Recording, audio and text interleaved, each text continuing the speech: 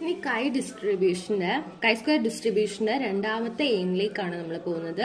രണ്ടാമത്തെന്ന് പറഞ്ഞു കഴിഞ്ഞാൽ testing of independence. ആദ്യം പഠിച്ചത് എന്താണ്? ഗുഡ്നെസ് ഓഫ് ഫിറ്റ് ആയിരുന്നു. രണ്ടാമത് ടെസ്റ്റിംഗ് ഓഫ് ഇൻഡിപെൻഡൻസ്. ഇതില് നമുക്ക് കുറച്ച് റോകളും കോളംകളും നമുക്ക് തരും. അപ്പൊ അതിൽ നിന്നാണ് നമുക്ക് ഇത് കണ്ടുപിടിക്കാനുള്ളത്. അപ്പം അതാണ് ഒബ്സർവ്ഡ് ഫ്രീക്വൻസി, അതായത് രണ്ട് ക്യാരക്ടർ. അപ്പം ഒബ്സർവ്ഡ് ഫ്രീക്വൻസി തന്നിരിക്കുമ്പോൾ അതായത് രണ്ട് റോ കാണും, അല്ലെ രണ്ടോ മൂന്നോ റോ കാണും. അപ്പൊ അതിന്റെയൊക്കെ നമുക്ക് എക്സ്പെക്ടഡ് ഫ്രീക്വൻസി കണ്ടുപിടിക്കണം. അപ്പൊ എക്സ്പെക്ടഡ് ഫ്രീക്വൻസി എന്ന് പറഞ്ഞു കഴിഞ്ഞാൽ നമുക്ക് ഇതിന്റെ ഓരോ റോയുടെ ടോട്ടലും ഓരോ കോളത്തിന്റെ ടോട്ടലും നമ്മൾ സെപ്പറേറ്റ് കണ്ടുപിടിക്കണം.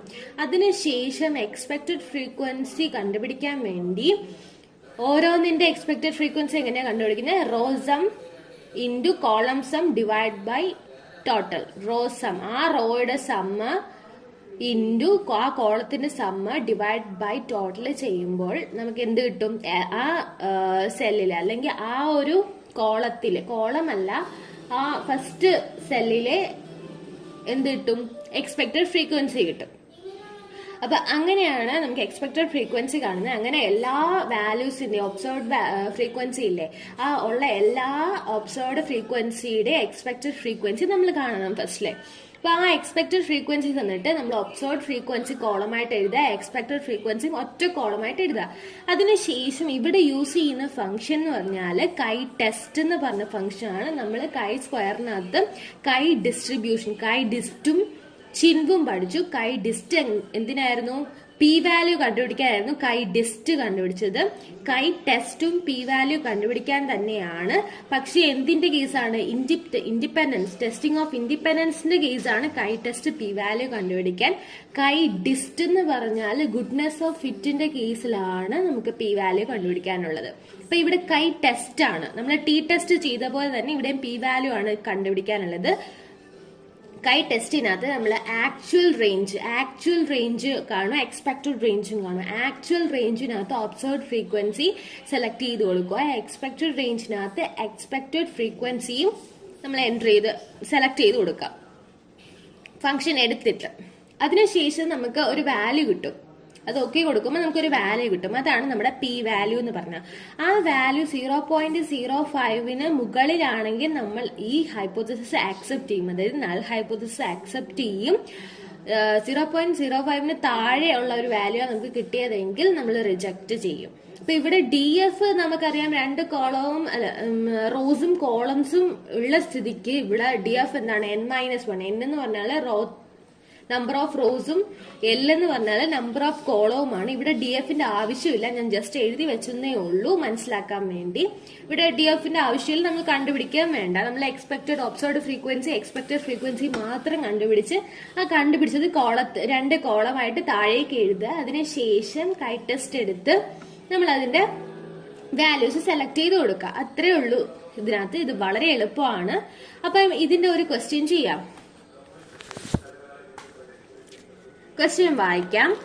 From the adult male population of large cities, random samples of size given below were taken and the number of married and single men recorded. Do the data indicate any significant difference among cities and the tendency of men to marry? അപ്പൊ ഇവിടെ ചോദിച്ചിരിക്കുന്നത് difference ആണ്. അതുകൊണ്ട് തന്നെ not equal to ആണ്. ഇപ്പൊ അതിന്റെ ആവശ്യമില്ല. നമ്മളിവിടെ H0 H1 കണ്ടുപിടിച്ച് നമ്മൾ ക്രിട്ടിക്കൽ റീജിയന്റെ ഒന്നും ആവശ്യമില്ല. ഡയറക്റ്റ് പി വാല്യൂ കണ്ടുപിടിക്കുന്നത് കൊണ്ട് അത് നോക്കേണ്ട ആവശ്യമില്ല. ഇവിടെ ഡിഫറൻസ് ആയതുകൊണ്ട് നോട്ട് ഈക്വൽ ടു ആണ് വരുന്നത്. ഇപ്പം നമുക്ക് നോക്കാം. താഴേക്ക് എഴുതിയേക്കുന്നത് മാരീഡ് ആയിട്ടുള്ള സിംഗിൾഡ് ആയിട്ടുള്ള റോയില്, അതുപോലെ തന്നെ എ എന്ന് പറഞ്ഞൊരു സിറ്റി, ബി എന്ന് പറഞ്ഞൊരു സിറ്റി, സി എന്ന് പറഞ്ഞ സിറ്റി, ഡി എന്ന് പറഞ്ഞ സിറ്റി. അപ്പൊ ഇത് ഒബ്സർവ്ഡ് ആണ്. ഇത് നമുക്ക് ജസ്റ്റ് ഒന്ന് എൻട്രി ചെയ്ത് വെക്കാം. എന്തില്? എക്സൽ ഷീറ്റില്. Status city. അപ്പൊ താഴേക്കാണ് സ്റ്റാറ്റസ്. മാരീഡ് ആണോ അല്ലയോ? മാരീഡ്. താഴെ സിംഗിൾ. അതുപോലെ തന്നെ മുകളിലും ലേബലുണ്ട്. എ, ബി, സി, ഡി 4 സിറ്റികളിലെ മാരീഡും സിംഗിളും ആണ്. അപ്പൊ ഫസ്റ്റിൽ നോക്കാം 137, 32. ബിയില് 164, 57, 152, 56, 147, 35. ഇത് ഒബ്സർവ്ഡ് ആണ് ഫ്രീക്വൻസീസ് നമ്മൾ എഴുതിയേക്കുന്നത്. ഇനി നമുക്ക് ഇതിന്റെയൊക്കെ സം കണ്ടുപിടിച്ചിട്ട് എക്സ്പെക്ടഡ് ഫ്രീക്വൻസി കണ്ടുപിടിക്കണം. അപ്പം ഇത്രയത്തിന് സം, അതായത് ഇതിന്റെ സം നമുക്ക് കണ്ടുപിടിക്കണം. ഇപ്പൊ ഫോർമുലാസിൽ പോവാ, ഓട്ടോസം ചെയ്യുക. കണ്ടോ, ഓട്ടോസം ചെയ്ത് റോ ആയാലും കോളം ആയാലും സെലക്ട് ചെയ്തിട്ട് ഓട്ടോസം കൊടുത്താൽ മതി. റോ ആണെങ്കിൽ റൈറ്റ് സൈഡ്, വാല്യൂസിന്റെ റൈറ്റ് സൈഡിൽ ആൻസർ വരും. കോളം ആണെങ്കിൽ താഴെ ആൻസർ വരും. അടുത്തത് സെലക്ട് ചെയ്തിട്ട് ഓട്ടോസം ചെയ്യുക. സൈഡിൽ വന്നു. ഇതൊക്കെ റോയുടെ സം ആണ്. അതിനുശേഷം കോളത്തിന്റെ സം നോക്കാം.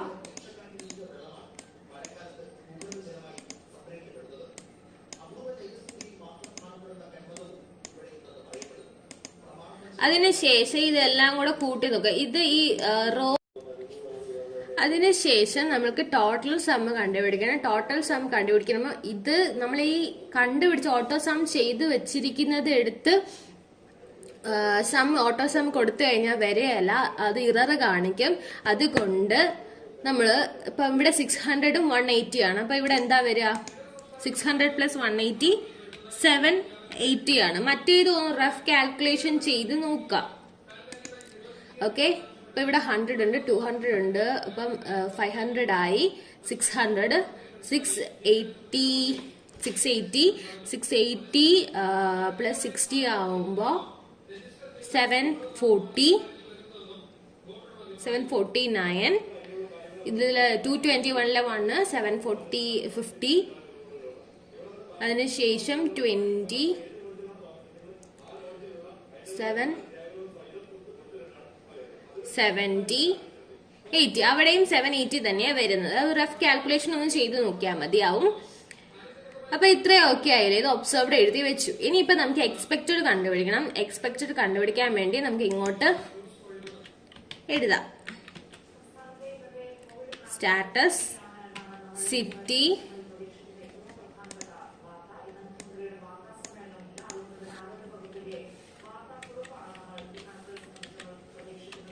ഇതുപോലെ തന്നെ ഇപ്പൊ തൊട്ട് എഴുതണം. അതിനുശേഷം നമുക്ക് കോളം ചെയ്യാനുള്ളതാണ്. നമുക്ക് ഇവിടോട്ട് താഴേക്ക് എഴുതാം കേട്ടോ. ഇങ്ങോട്ടേക്ക് എഴുതാം. കാരണം നമുക്ക് ഇങ്ങോട്ട് കോളം എഴുതുമ്പം ഇവിടെ താഴോട്ട് എഴുതുമ്പം തികയത്തില്ലല്ലോ.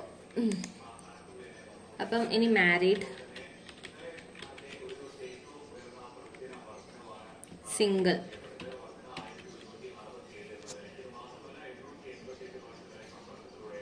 അതിനുശേഷം എക്സ്പെക്റ്റഡ് കണ്ടുപിടിക്കാൻ പോവാണ്. എക്സ്പെക്റ്റഡ് കണ്ടുപിടിക്കുമ്പോൾ ഫസ്റ്റ് സെൽ എടുക്കുക. ഫസ്റ്റ് സെല്ലിനകത്ത് first row sum plus column sum ആണ്. അപ്പം ഈക്വൽ ടു അടിച്ചിട്ട് റോ സം സെലക്ട് ചെയ്യുക. നമുക്ക് മറ്റേ ബ്രാക്കറ്റ് ഇടണം. കാരണം ന്യൂമറേറ്ററിലെ സം ചെയ്ത് കഴിഞ്ഞിട്ടാണ് ഡിവൈഡ് ചെയ്യുന്നത്. അതുകൊണ്ട് ഈക്വൽ ടു അടിച്ചിട്ട് ബ്രാക്കറ്റ് ഇടുക. ബ്രാക്കറ്റിനകത്ത് റോ സം ഇൻറ്റു ആ കോളം സം, ബ്രാക്കറ്റ് ക്ലോസ് ചെയ്യുക. അതിനുശേഷം ഡിനോമിനേറ്റർ എന്താണ്? മൊത്തത്തിലുള്ള സം, ടോട്ടൽ എൻട്രി കൊടുക്കുക. കണ്ടോ, ഇതാണ് എക്സ്പെക്റ്റഡ് ഫ്രീക്വൻസി. അതുപോലെ ഓരോ സെല്ലിലെയും കണ്ടുപിടിക്കണം. ഈക്വൽ ടു ബ്രാക്കറ്റ് ചെയ്തു ആ റോയുടെ സം ഇൻറ്റു ആ കോളത്തിന്റെ സം ഡിവൈഡഡ് ബൈ ടോട്ടൽ. അടുത്തതും അതുപോലെ row sum into column sum divided by total. അടുത്ത സെൽ എടുത്തു. Equal to row sum into column sum divided by total. Equal to കോളത്തിന്റെ താഴത്തെ രണ്ടാമത്തെ റോ ആണ്. Row sum into column sum divided by total. Row sum into column sum divided by total.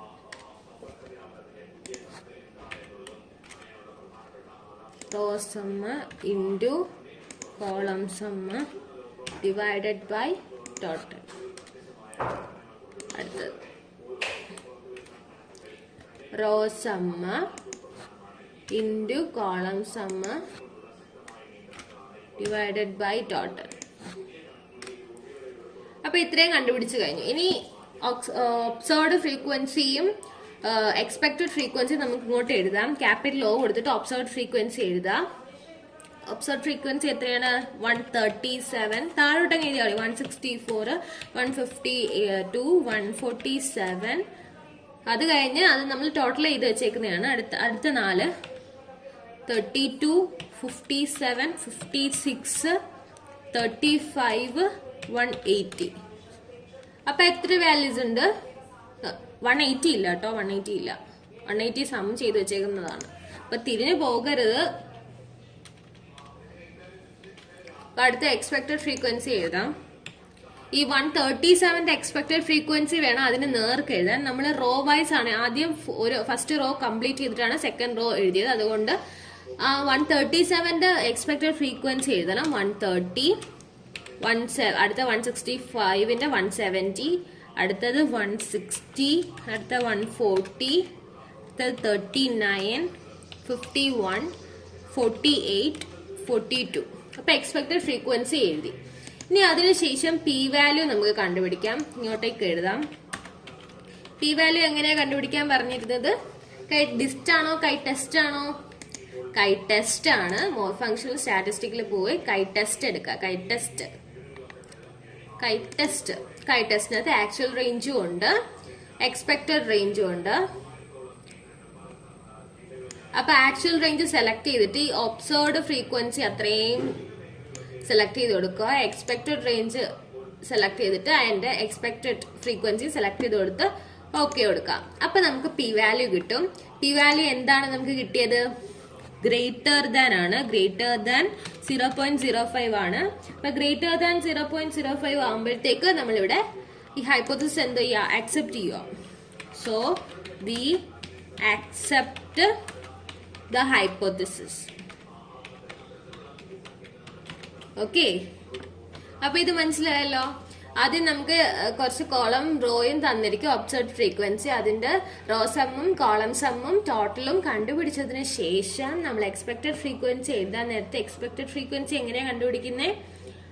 Raw sum into column sum divide by total ആണ്. അങ്ങനെ ഓരോ സെല്ലിന്റെയും കണ്ടുപിടിച്ചതിന് ശേഷം നമ്മൾ ആ ഒബ്സർവ്ഡ് ഫ്രീക്വൻസി അല്ല ഒരു കോളമായിട്ട് എഴുതുക. അതുപോലെ തന്നെ എക്സ്പെക്ടഡ് ഫ്രീക്വൻസി നമ്മളൊരു കോളമായിട്ട് എഴുതുക. അതായത് തിരിഞ്ഞു പോകരുത്. ഇപ്പൊ ഒബ്സർവ്ഡ് ഫ്രീക്വൻസിയുടെ നേർക്ക് എഴുതുന്ന എക്സ്പെക്ടഡ് ഫ്രീക്വൻസി എന്തായിരിക്കണം? അതിന്റെ തന്നെ ആയിരിക്കണം, അത് മാറിപ്പോകരുത്. അതിനുശേഷം ഇവിടെ പി വാല്യൂ ആണ് കണ്ടുപിടിക്കുന്നത്. പി വാല്യൂ കണ്ടുപിടിക്കാൻ വേണ്ടി ഇവിടെ യൂസ് ചെയ്യുന്നത് കൈ ടെസ്റ്റ് ആണ്, കൈ ഡിസ്റ്റ് അല്ല, കൈ ടെസ്റ്റ് ആണ്. അതും തിരിഞ്ഞു പോകരുത്. കൈ ടെസ്റ്റിനകത്ത് നമുക്ക് ആക്ച്വൽ റേഞ്ച് എഴുതണം. ആക്ച്വൽ റേഞ്ച് എന്താണ്? Observed frequency. തന്നിരിക്കുന്ന ഫ്രീക്വൻസീസ് ആണ് ആക്ച്വൽ റേഞ്ച് എന്ന് പറഞ്ഞു കഴിഞ്ഞാൽ. എക്സ്പെക്ടഡ് റേഞ്ച് എന്ന് പറഞ്ഞാൽ എക്സ്പെക്ടഡ് ഫ്രീക്വൻസി ആണ് എക്സ്പെക്ടഡ് റേഞ്ച് എന്ന് പറഞ്ഞാൽ. അത് എൻ്റർ ചെയ്യുമ്പോഴത്തേക്ക് നമുക്കൊരു പി വാല്യൂ കിട്ടും. ആ പി വാല്യൂ ഗ്രേറ്റർ ദാൻ 0.05 ആണെങ്കിൽ അക്സെപ്റ്റ് ചെയ്യും, ലെസ് ദാൻ 0.05 ആണെങ്കിൽ നമ്മൾ റിജക്ട് ചെയ്യും. ഓക്കെ, ഈ ക്വസ്റ്റ്യൻ മനസ്സിലായല്ലോ. അപ്പൊ ഈ മോഡൽ ഒരു ക്വസ്റ്റ്യനേ ഉള്ളൂ. അപ്പൊ ഇത് നന്നായിട്ട് മനസ്സിലാക്കി പഠിക്കാം. അടുത്ത് നമ്മളെ മൂന്നാമത്തെ എയിമിലേക്കാണ് പോകുന്നത്. കൈ സ്ക്വയറിന് തന്നെ മൂന്നാമത്തെ എയിം. ഇവിടെ എന്താ നമുക്ക് ടെസ്റ്റ് ചെയ്യാനുള്ളതെന്ന് വെച്ചാൽ സ്റ്റാൻഡേർഡ് ഡീവിയേഷൻ ആണ് ടെസ്റ്റ് ചെയ്യാനുള്ളത്. അതായത് H0 such that sigma equal to sigma nought. ഇപ്പം 3 ഇത് നമുക്ക് ക്വസ്റ്റ്യൻ ഏതെങ്കിലും ഒന്നായിരിക്കും. ഒന്നീ നോട്ട് ഈക്വൽ ടു ആയിരിക്കും, അല്ലെങ്കിൽ ഗ്രേറ്റർ ദാൻ ആയിരിക്കും, അല്ലെങ്കിൽ ലെസ് ദാൻ ആയിരിക്കും. അപ്പൊ H1 such that sigma not equal to sigma nought, H1 such that sigma greater than sigma nought, H1 such that sigma less than sigma nought. അപ്പം ഇങ്ങനെയായിരിക്കും നമ്മുടെ hypothesis അല്ല അതന്നെ ഹൈപ്പോത്തിസിസ്, നൾ ഹൈപ്പോത്തിസിസും ആൾട്ടർനേറ്റ് ഹൈപ്പോത്തിസിസും എഴുതേണ്ടത്. അതിനുശേഷം ഇവിടുത്തെ ടെസ്റ്റ് സ്റ്റാറ്റിസ്റ്റിക് എന്താണെന്ന് നോക്കിക്കേ. Chi square equal to N S square by sigma not square. ഇതെന്ന് പറഞ്ഞു കഴിഞ്ഞാൽ ഇത് നമ്മളെ എന്തിലാ തിയറി ഇതിൽ പഠിച്ചത്? തിയറി പോർഷൻസിൽ നമ്മൾ ഏത് ഇതിലാ പഠിച്ചത്? സ്മോൾ ടെസ്റ്റിലല്ലേ പഠിച്ചത്. നമ്മൾ ലാർജ് സാമ്പിൾ ടെസ്റ്റും സ്മോൾ സാമ്പിൾ ടെസ്റ്റും എന്ന് പറഞ്ഞ 2 ചാപ്റ്ററല്ലേ പഠിച്ചത്. അപ്പൊ സ്മോൾ സാമ്പിൾ ടെസ്റ്റിലല്ലായിരുന്നു ഇതുണ്ടായിരുന്നത്. മറ്റേ 2 ലാർജ് സാമ്പിൾ ടെസ്റ്റിലായിരുന്നു, ഇത് സ്മോൾ സാമ്പിൾ ടെസ്റ്റിലായിരുന്നു ഉണ്ടായിരുന്നത്. അപ്പൊ സ്മോൾ സാമ്പിൾ എന്ന് പറയുമ്പം എന്താ, n എത്രയിൽ താഴെ ആയിരിക്കും? n 30ൽ താഴെ ആയിരിക്കും സ്മോൾ സാമ്പിൾ ടെസ്റ്റ്. അപ്പൊ അതൊന്നും ഇവിടെ ആവശ്യമില്ല, ഞാൻ ജസ്റ്റ് പറഞ്ഞേ ഉള്ളൂ. അപ്പം ഇത് സ്മോൾ സാമ്പിൾ ടെസ്റ്റിലെ കൈ സ്ക്വയറിന്റെ ആണ്. അത് ഇവിടെ സ്റ്റാൻഡേർഡ് ഡീവിയേഷൻ ആണ് നമുക്ക് ചെക്ക് ചെയ്യാനുള്ളത്, ടെസ്റ്റ് ചെയ്യാനുള്ളത്. ഇവിടുത്തെ ടെസ്റ്റ് സ്റ്റാറ്റിസ്റ്റിക് എന്താണ്? Chi square equal to N S square by sigma not square ആണ്. Follows chi square distribution n-1. n-1 ഇവിടുത്തെ DF ആണ് n-1. ഇനി നമുക്ക് ക്രിട്ടിക്കൽ റീജിയൻ നോക്കാം. Sigma not equal to sigma naught ആണെങ്കിൽ chi square greater than chi alpha by 2 square ആണ്. Alpha by 2 naught equal to ആണെങ്കിൽ alpha by 2 ആണ്. അതുപോലെ തന്നെ sigma greater than sigma naught ആണെങ്കിൽ chi square greater than chi alpha square ആണ്. അതുപോലെ less than ആണെങ്കിലും ലെസ് ദാൻ ആണ്, ഇവിടെ നെഗറ്റീവ് ഇല്ല, മൈനസ് എടുക്കേണ്ട ആവശ്യമില്ല. നമ്മൾ ഇസഡ് ഒക്കെ പഠിച്ച ഇതില് ഇസഡും ടിയും ഒക്കെ പഠിച്ച സമയത്ത് നമ്മൾ നെഗറ്റീവ് എടുത്തായിരുന്നു. ലെസ് ദാന്റെ കേസിൽ ഇവിടെ നെഗറ്റീവ് എടുക്കണ്ട, സെയിം തന്നെ സിമ്പിൾ ലെസ് ദാൻ ആയെന്നേ ഉള്ളൂ. അപ്പൊ ഇവിടെ നമുക്ക് കണ്ടുപിടിക്കാനുള്ളത് കൈ ആൽഫ ബൈ 2 സ്ക്വയർ ആണ്. ഇവിടെ ചിൻവ് എന്ന് പറഞ്ഞ ഫംഗ്ഷൻ ഇവിടെ യൂസ് ചെയ്യുന്നുള്ളൂ. കാരണം എന്താണ്, അത് ടേബിൾ വാല്യൂ കണ്ടുപിടിക്കാൻ, അല്ലാണ്ട് കാൽക്കുലേറ്റഡ് വാല്യൂ നമ്മളിവിടെ കണ്ടുപിടിക്കുന്നുണ്ട്.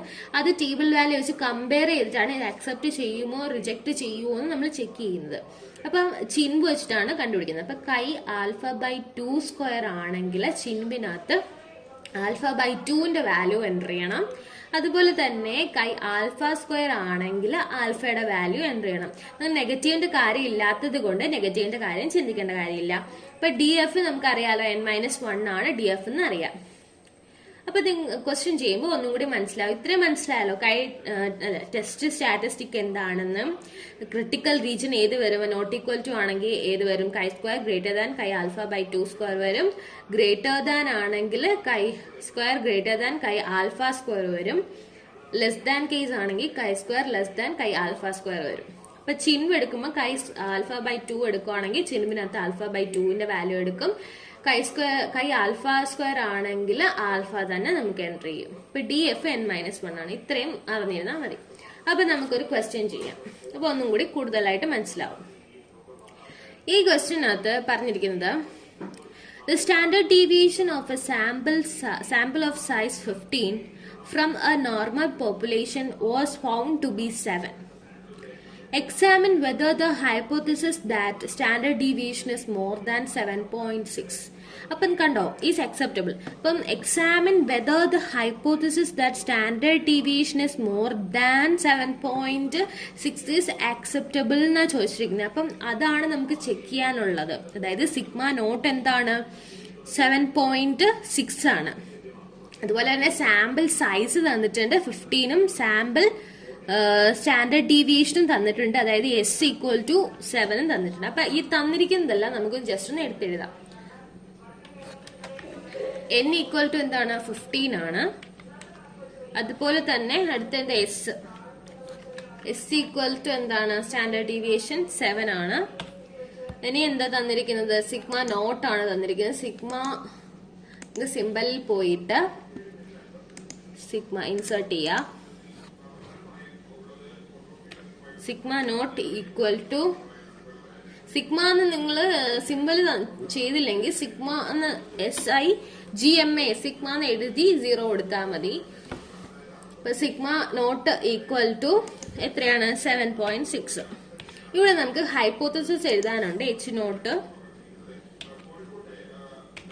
H naught such that sigma equal to sigma nought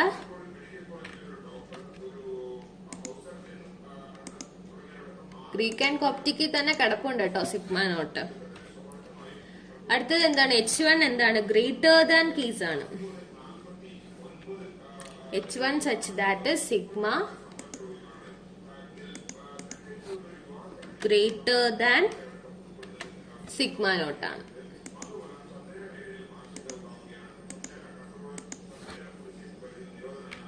sigma not ഇത്രയും എഴുതി കഴിഞ്ഞു. ഇനി നമുക്ക് കണ്ടുപിടിക്കാനുള്ളത് കൈ സ്ക്വയർ ആണ്. ഇപ്പൊ കൈ സ്ക്വയർ കണ്ടുപിടിക്കുന്ന ഇക്വേഷൻ ഒന്ന് ഓർത്ത് നോക്കിക്കേ. N S square by sigma not square എന്ന്. അപ്പൊ എൻ ഉണ്ട്, എസ് സ്ക്വയർ ഇല്ല. അപ്പൊ എസ് സ്ക്വയർ ഒന്ന് കണ്ടുപിടിച്ച് വെക്കാം. S square equal to cell select ചെയ്ത് ഈക്വൽ ടു കൊടുത്ത് ആ സെല്ല് ഇൻറ്റു അത് തന്നെ എൻ്റർ അടിക്കുക. അപ്പൊ എസ് സ്ക്വയർ കിട്ടി. ഇനി സിഗ്മ നോട്ട് സ്ക്വയർ ആണ് കണ്ടുപിടിക്കാനുള്ളത്.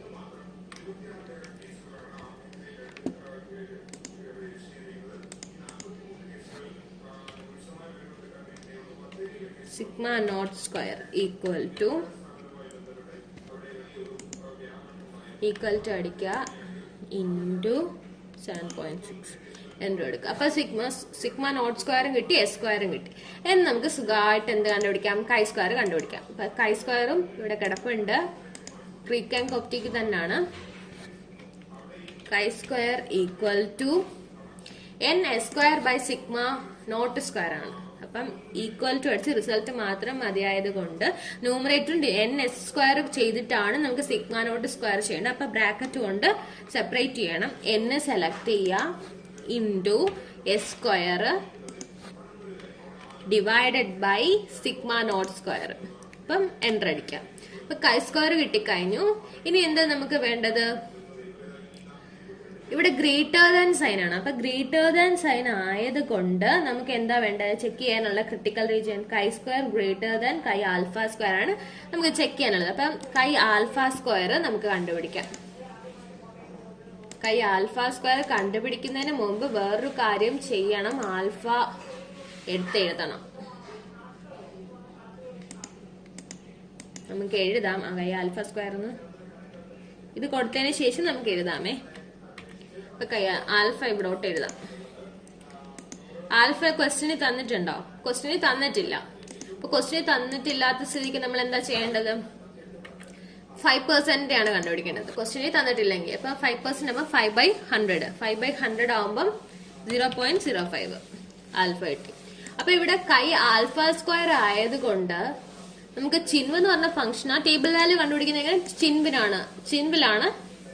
ഇൻവ് എന്ന് വെച്ചാൽ അവസാനിക്കുന്നതിലാണ്. ഇവിടെ കൈ സ്ക്വയർ ആയത് ചിൻവിലാണ് ടേബിൾ വാല്യൂ കണ്ടുപിടിക്കുന്നത്. അപ്പൊ ഇവിടെ കൈ ആൽഫ സ്ക്വയർ ആയതുകൊണ്ട് എന്താണ്? ആൽഫ തന്നെ എൻ്റർ ചെയ്താൽ മതി പ്രോബബിലിറ്റിയുടെ സ്ഥാനത്ത്. കൈ ആൽഫ ബൈ 2 സ്ക്വയർ ആയിരുന്നു കണ്ടുപിടിക്കുക. അതായത് നോട്ട് ഈക്വൽ ടുവിന്റെ കേസ് ആണ് ഇവിടെ കണ്ടുപിടിക്കേണ്ടതെങ്കിൽ ആൽഫ ബൈ 2 കണ്ടുപിടിച്ചിട്ട് നമുക്ക് ചെയ്യണമായിരുന്നു. ഇവിടെ ആൽഫ മതി ഇപ്പൊ ഗ്രേറ്റർ ദാൻ ആയതുകൊണ്ട്. അപ്പൊ പ്രോബബിലിറ്റി എന്താണ്? ആൽഫ സെലക്ട് ചെയ്ത് കൊടുത്ത് ഡിഗ്രീസ് ഓഫ് ഫ്രീഡം എന്താ?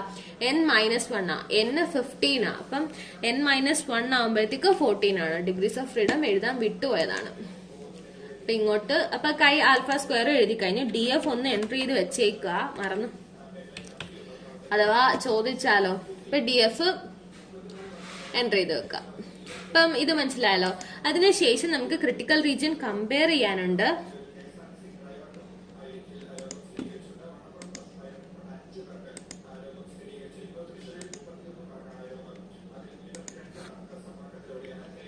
കൈ square greater than chi alpha square ആണ്.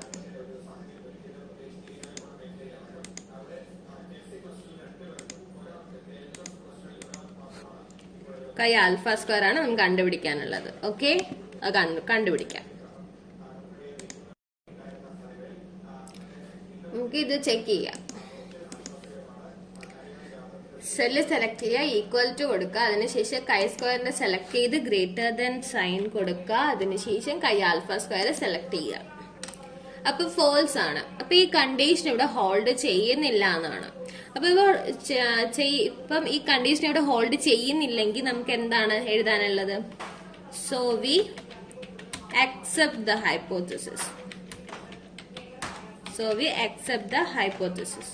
അപ്പൊ ഇത്രയാണ് ഈ ക്വസ്റ്റ്യനിൽ ചെയ്യാനുള്ളത്. ആദ്യം തന്നിരിക്കുന്ന വാല്യൂസ് എല്ലാം എടുത്തെഴുതുക. അതിനുശേഷം എസ് സ്ക്വയർ കണ്ടുപിടിക്കുക, സിഗ്മ നോട്ട് സ്ക്വയർ കണ്ടുപിടിക്കുക, എച്ച് നോട്ടും H1 എഴുതുക, പിന്നെ ആൽഫ ഏതാന്ന് ചെക്ക് ചെയ്ത് വെക്കുക. അതിനുശേഷം ടെസ്റ്റ് സ്റ്റാറ്റിസ്റ്റിക് കണ്ടുപിടിക്കുക. ടെസ്റ്റ് സ്റ്റാറ്റിസ്റ്റിക് കണ്ടുപിടിച്ചതിന് ശേഷം നമുക്ക് ടേബിൾ വാല്യൂ ആയിട്ട് കമ്പയർ ചെയ്യേണ്ടതുണ്ട്. അതുകൊണ്ട് കൈ ആൽഫ സ്ക്വയർ കണ്ടുപിടിക്കുക. കൈ ആൽഫ സ്ക്വയറിന് എന്ത് വേണം? ആൽഫയും വേണം, DFും വേണം. അതുകൊണ്ട് DFും കൂടെ എൻ്റർ ചെയ്ത് വെക്കുക. DF ഇവിടെ എന്താണ്? n-1 ആണ്. അപ്പൊ കൈ ആൽഫ സ്ക്വയറും കിട്ടും. അത് കഴിഞ്ഞ് ഇവിടുത്തെ കണ്ടീഷൻ എന്താ വേണ്ടേന്ന് എഴുതി വെക്കുക.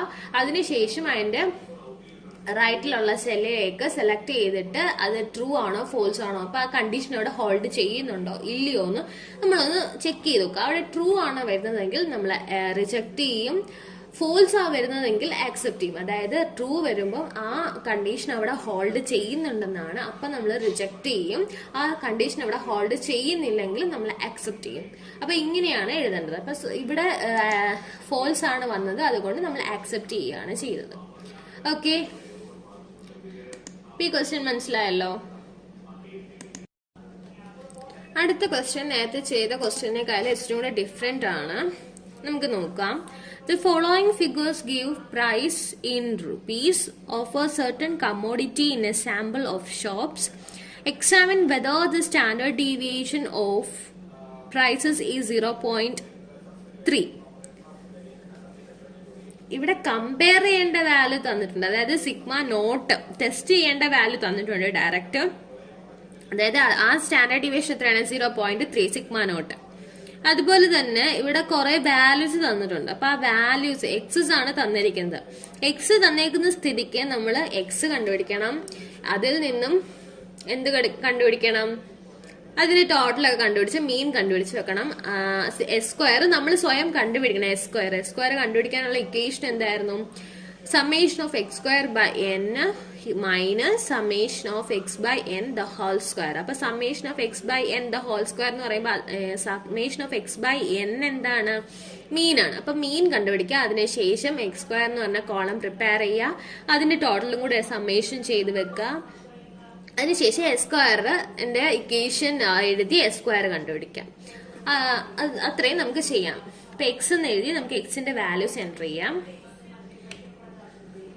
ഫസ്റ്റ് 7.41, 7.77, 7.44, 7.4, 7.38, 7.93, 7.58, 8.28, 7.23, 7.52, 7.82, 7.71, 7.84, 7.63, 7.68. അപ്പൊ ഇത്രയും, അതായത് 15 വാല്യൂസ് ആണ് ഉള്ളത്. ഇപ്പൊ ഇവിടെ 16 കിട്ടി. നമ്മൾ ആ ലേബലും കൂടെ കൂട്ടിയാണ് 16 വന്നേക്കുന്നത്. അപ്പൊ ലേബൽ കുറച്ച് കഴിഞ്ഞാൽ 15 വാല്യൂസ് കിട്ടി. അപ്പൊ എൻ എന്താണ്? സ്മോൾ എൻ ഈക്വൽ ടു 15 ആണ്. അതുപോലെ തന്നെ നമുക്ക് എക്സ് സ്ക്വയറും കൂടെ കണ്ടുപിടിക്കാം. എന്നിട്ട് ബാക്കി ചെയ്യാം. എക്സ് സ്ക്വയർ സെല് സെലക്ട് ചെയ്ത് ഈക്വൽ ടു അടിച്ച് സ്ക്വയർ ഫസ്റ്റ് ഇൻറ്റു സെലക്ട് ചെയ്ത് കൊടുക്കുക, ഡ്രാഗ് ചെയ്യാനുള്ളത് കൊണ്ട്. ഇപ്പൊ ഡ്രാഗ് ചെയ്ത് കൊടുക്കുക താഴേക്ക്, ഉണ്ടോ? ഡ്രാഗ് ചെയ്തപ്പോ അതിന്റെ വാല്യൂസ് കിട്ടി. അതിനുശേഷം ഇതിന്റെ മൊത്തത്തിലുള്ള സമ്മ് എക്സിന്റെ സമ്മ് കണ്ടുപിടിക്കുക. ഫോർമുലാസിൽ പോയി ഓട്ടോ സമ്മ് അതിന്റെ സമ്മ്, അടുത്ത എക്സ് സ്ക്വയറിന്റെയും കൂടെ സമ്മ് കണ്ടുപിടിക്കുക. ഫോർമുലാസിൽ പോയി ഓട്ടോ സമ്മ് അതിന്റെയും കൂടെ സമ്മ് കണ്ടുപിടിച്ചു. അതിനുശേഷം നമുക്ക് ഇങ്ങോട്ട് മീൻ കണ്ടുപിടിച്ച് വെക്കാം. Mean equal to cell select ചെയ്യുക, ഈക്വൽ ടു അടിക്കുക, എക്സിന്റെ സമ്മ് ഡിവൈഡഡ് ബൈ എൻ്റർ കൊടുക്കുക. ഇനി നമുക്ക് വേണ്ടത് എന്താണ്? എസ് സ്ക്വയർ ആണ്. അപ്പൊ എസ് സ്ക്വയർ വേണമെന്നാണ് നമുക്ക് മുകളിലോട്ട് എഴുതാം. S square equal to S സ്ക്വയറിന്റെ ഇക്വേഷൻ എന്താണ്? ഇപ്പൊ അവിടെ minus summation of X square by N minus mean square അല്ലേ, അപ്പൊ ബ്രാക്കറ്റ് വെച്ച് സെപ്പറേറ്റ് ചെയ്തെടുക്കാം. അപ്പൊ സമ്മേഷൻ ഓഫ് എക്സ് സ്ക്വയർ എന്ന് പറയുമ്പോ ഈ കണ്ടുപിടിച്ച value divided by N minus മീനിന്റെ സ്ക്വയർ ആണ്. അപ്പൊ മീൻ ഇവിടെ കണ്ടുപിടിച്ചിട്ടുണ്ട്. മീൻ ഇൻറ്റു മീൻ. ഇപ്പൊ എൻട്രി കൊടുക്കുമ്പോ എസ് സ്ക്വയർ കിട്ടി, n കിട്ടി, എസ് സ്ക്വയർ കിട്ടി. ഇനി സിഗ്മ നോട്ട് നമുക്ക് തന്നിട്ടുണ്ട്. അപ്പൊ ആ സിഗ്മ നോട്ട് എഴുതി വെക്കാം.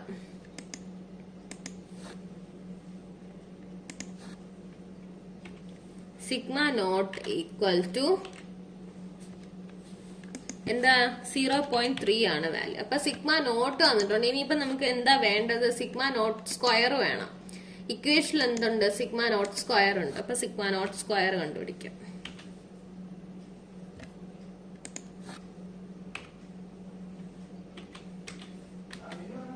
Sigma naught square equal to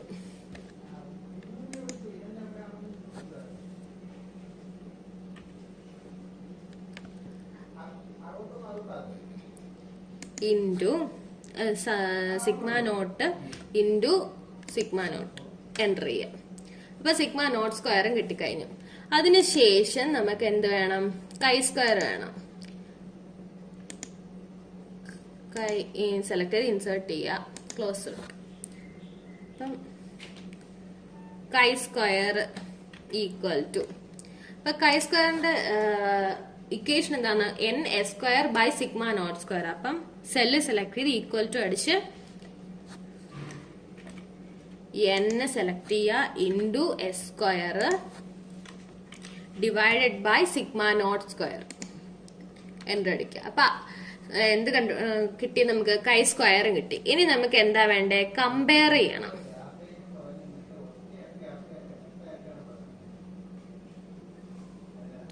അപ്പൊ നമുക്ക് ഇവിടെ എൻട്രി ചെയ്യാൻ തന്നിരിക്കുന്നത് എക്സാമിൻ വെതർ. നമ്മൾ H0 H1 എഴുതിയിട്ടില്ല, അത് just മറന്നുപോയതാണ്.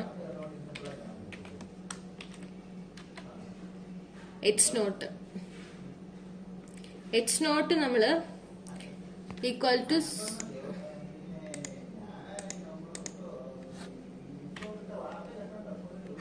Sigma equal to sigma nought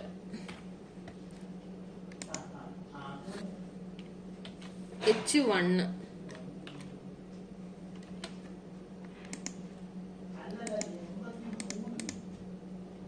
അപ്പം H1 എന്ന് പറയുമ്പോഴത്തേക്ക് sigma not equal to examine whether the standard deviation എന്നാ പറഞ്ഞേക്കുന്നത്. അപ്പം ചെക്ക് ചെയ്യാനായി ആണോ അല്ലയോ എന്ന്.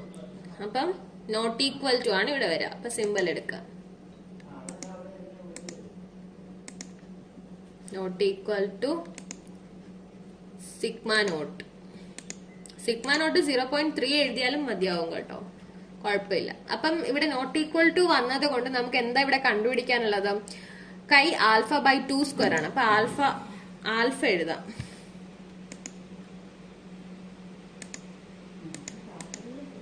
ആൽഫ ഈക്വൽ ടു, ഇവിടെ ക്വസ്റ്റ്യനിൽ തന്നിട്ടില്ലാത്തത് കൊണ്ട് 5% കണ്ടുപിടിക്കാം. 5% ആകുമ്പോൾ 0.05. ഇവിടെ നോട്ട് ഈക്വൽ ടു ആയതുകൊണ്ട് കൈ ആൽഫ ബൈ 2 സ്ക്വയർ ആണ് കണ്ടുപിടിക്കാനുള്ളത്. അപ്പൊ നമുക്ക് കൈ ആൽഫ ബൈ 2 എഴുതാം, കണ്ടുപിടിക്കാം. ഡിവൈഡഡ് ബൈ 2 ഈക്വൽ ടു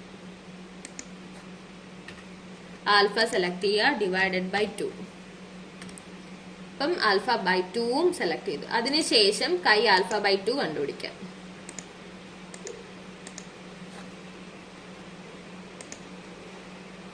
കൈ alpha by 2 square, chi alpha by 2 square equal to ചിൻവ് എന്ന് പറഞ്ഞ ഫംഗ്ഷനിലെ നമ്മൾ ടേബിൾ വാല്യൂ കണ്ടുപിടിക്കുന്നേ. അപ്പൊ ചിൻവ് എന്ന് പറഞ്ഞ ഫംഗ്ഷൻ അപ്ലൈ ചെയ്യാം. പ്രോബബിലിറ്റി എന്താ ചെയ്യേണ്ടത്? ആൽഫ ബൈ 2 ആണ്. അതുപോലെ തന്നെ ഡിഗ്രീസ് ഓഫ് ഫ്രീഡം ഇവിടെ n 15 ആയതുകൊണ്ട് ഡിഗ്രീസ് ഓഫ് ഫ്രീഡം 14 ആണ്. ഓക്കെ, അപ്പം അത് കണ്ടുപിടിച്ചു. ഇവിടെ DF കൂടെ എഴുതി വെച്ചേക്കാം. DF equal to 14. അപ്പൊ ഇവിടെ എന്താണ് നമുക്ക് കമ്പയർ ചെയ്യാനുള്ളത്? Chi square greater than chi alpha by 2 square ആണ് നമുക്ക് കമ്പയർ ചെയ്യാനുള്ളത്. നമുക്ക് എഴുതി വെക്കാം.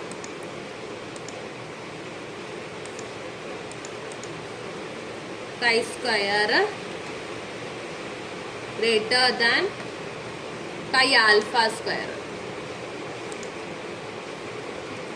കൈ ആൽഫ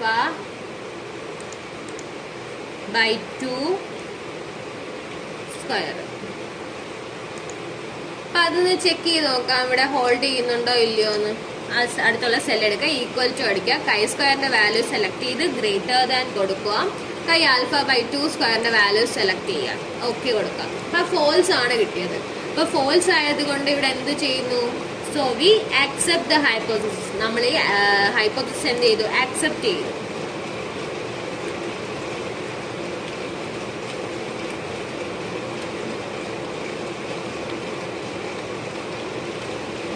അപ്പൊ ഈ ക്വസ്റ്റ്യൻസ് മനസ്സിലായല്ലോ. മൂന്നാമത്തെ മോഡലില് 2 ക്വസ്റ്റ്യൻ ചെയ്തിട്ടുണ്ട്. രണ്ടും ഡിഫറെന്റ് രീതിയിലുള്ള ക്വസ്റ്റ്യൻസ് ആണ്. ഒന്ന് എക്സിന്റെ വാല്യൂ തന്നിട്ടാണ് ആദ്യം ചെയ്ത് ഡയറക്റ്റ് വാല്യൂ തന്നിട്ടുണ്ടായിരുന്നു എസിന്റെ. അപ്പൊ രണ്ടാമത് ചെയ്തതിനകത്ത് എസിന്റെ വാല്യൂ നമ്മൾ കണ്ടുപിടിച്ചാണ് ചെയ്തത്. അപ്പൊ ഇത്രയൊക്കെയാണ് ഉള്ളത് chi square test based on chi square ഡിസ്ട്രിബ്യൂഷനകത്ത്. ഇത്രയും ക്വസ്റ്റ്യൻസ് ആണുള്ളത്. 3 മെത്തേഡ് ആണുള്ളത്. ഇത്രയും എല്ലാവർക്കും മനസ്സിലായല്ലോ. ഓക്കെ.